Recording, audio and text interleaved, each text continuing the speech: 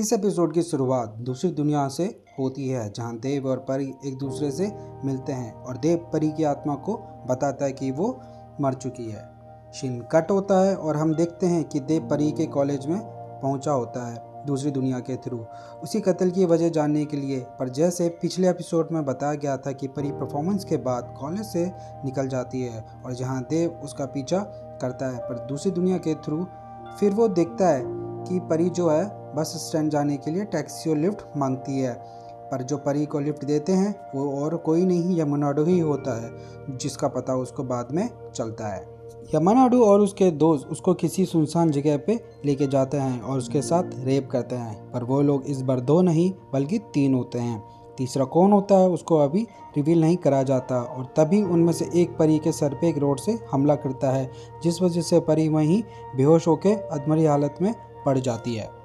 तभी हम देखते हैं कि दूसरी दुनिया में देव परी को नाव तक छोड़ने जाता है ताकि वो इस दुनिया से दूसरी दुनिया की ओर जा सके। पर इस बार वो नाविक आता ही नहीं है लेने को, और देव होश में आने के बाद आरूप को बताता है कि अभी परी के जाने का टाइम नहीं आया है।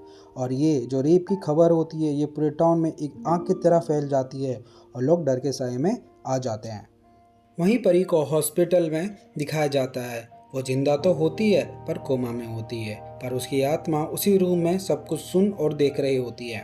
वहीं देव कुछ स्केच आरूप को देता है जिससे कि कुछ लीड मिल सके।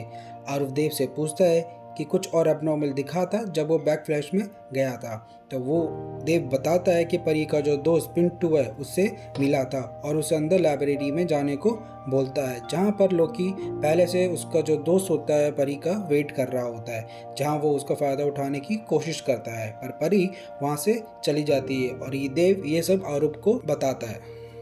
आरूप और देव परी के कॉलेज पहुँचते हैं लोकी के बारे में जानने के लिए, पर वो वहाँ से गायब होता है। पुलिस परी के दोस्तों से पूछताछ करती है पर उन्हें कुछ खास नहीं मिलता।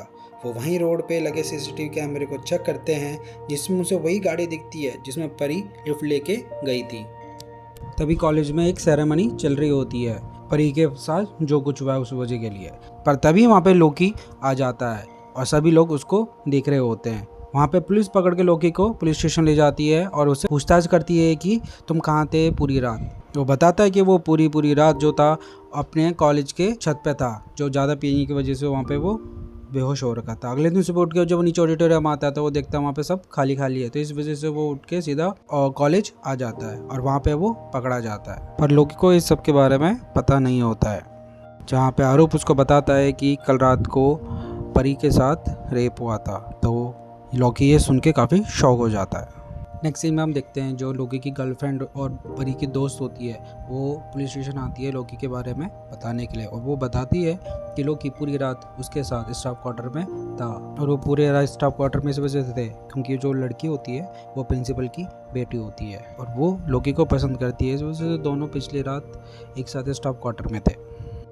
नेक्स्ट सीन में हम देखते हैं कि परी की एक दोस्त जिसका नाम मीना होता है वो पुलिस स्टेशन आती है आरूप से मिलने के लिए और उसको एक डायरी देती है, जो डायरी शमन के ऊपर होती है, जहाँ वो बताती है कि ये डायरी परी की है और वो शमन के ऊपर काफ़ी रिसर्च कर रही थी। और साथ ही ये बताती है कि उस रात को परी ने उससे एक फ़ोन लिया था और किसी को फ़ोन करने के लिए। तो आरूप उससे पूछता है कि वो फ़ोन और नंबर उसको बता दे, पर वो बताती है कि परी ने वो नंबर साथ ही साथ फ़ोन से डिलीट कर दिया था, इसलिए वो उसको दे नहीं पाती।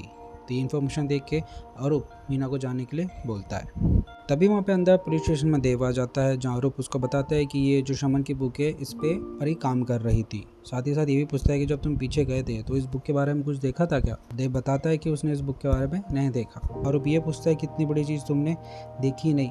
ये बात कहने से देव थोड़ा हिचकिचाता है और आरूप को उस पर शक होने लगता है। पर तभी वहाँ पे लिपिका एक एविडेंस लेके आती है, वही फ़ोन जो फ़ोन परी यूज़ करती थी और वो परी ने जो देव के सर पे मारा था।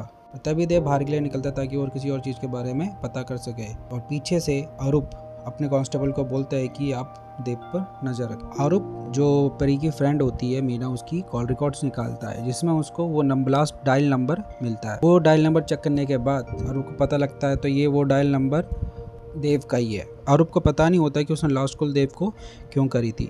इसी रीज़न को जानने के लिए वो और लिपिका देव के घर की तरफ निकल पड़ते हैं, जहां देव उनको मिलता नहीं है।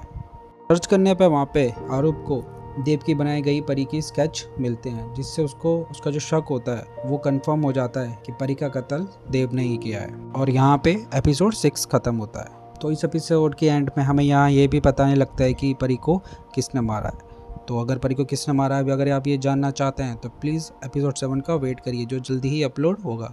तब तक के लिए thank you, bye bye, take care.